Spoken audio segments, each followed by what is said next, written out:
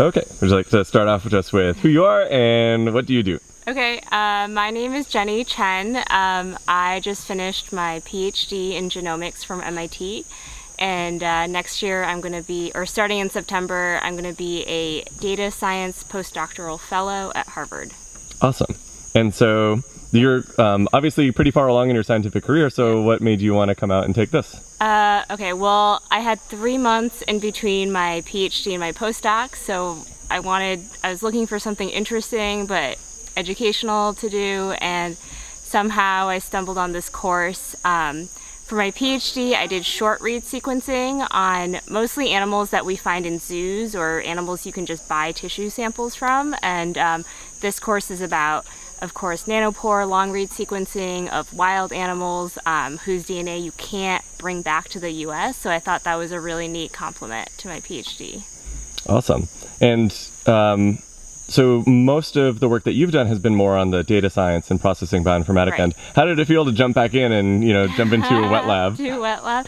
Well, yeah, I mean, I had done some wet lab before I came here, so, the wet lab is the same, but the environment is obviously different and kind of insane.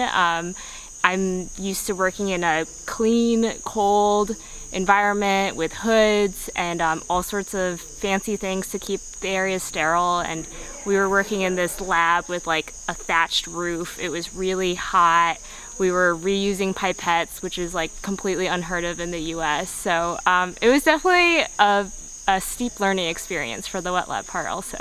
Awesome. Yeah. And so what do you think about how future opportunities like this could be used for either teaching or applications? So, of course, it seems like it's still maybe a little bit early days with nanopore and like figuring out some of the bioinformatic processing, but do you think just in general these types of portable tools can be useful for education or applications? Yeah, absolutely. I think, on the education side, being able to bring some of these technologies in the wet lab we did to places like middle schools, high schools around the country would be awesome.